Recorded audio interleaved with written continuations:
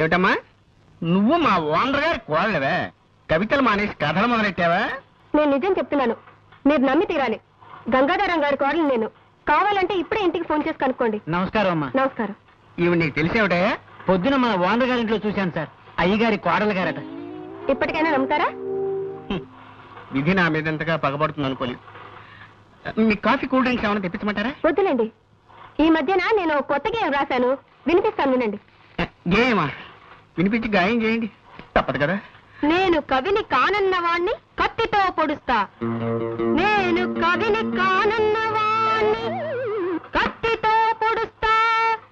నేను రచయిత్రిని కానన్నవాణ్ణి రాయెత్తి కొడతా. నేను రచయిత్రిని కానన్నవాణ్ణి రాయెత్తి కొడతా. ఉంది నీ కవిత్వం వింటుంటే నా స్వేదరంధ్రాలన్నిట్లోనూ సూదులు గుచ్చుతున్నంత సంబరంగా ఉంది. నరనరాలన్నిటికీ నిప్పెట్టినంత ఆనందంగా ఉంది. మా మామగారితో చెప్తాను, వచ్చే వారం పత్రికలో ఈ గేయం వేయాలి. అలాగేనమ్మా. రాజే తలుచుకుంటే దెబ్బలకు కొదవా. ఇన్నాళ్ళు ఈ వారపత్రికని నా సొంత పుత్రికలా చూసుకున్నాను. ఇక్కడి నుంచి ఈ వారపత్రికని వారపుత్రికలా తయారు చేస్తాను. తప్పుతుందే? ఈ పదార్థం గురించి వంట వార్త వేయాలి. దీని పేరు బంగాళా భౌభౌ. బంగాళా భౌభౌ. కుక్కలాహారమా? కాదండి, వెరైటీకి అలా పేరు పెట్టాను.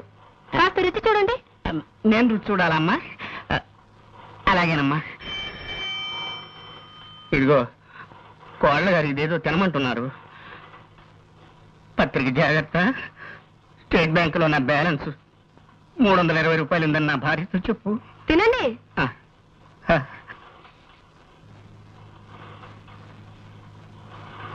ఎలా ఉంది?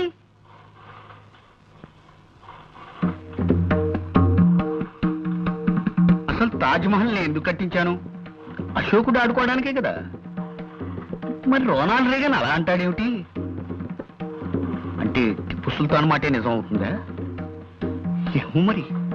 మా అమ్మాయి ఝాన్సీ లక్ష్మీబాయిని, మా అబ్బాయి ఎస్వి రంగారావుని అడగాలి. ఇదిగో ఎవరక్కడా? నా ఏనుగుని రిక్షా మీద తీసుకురండి.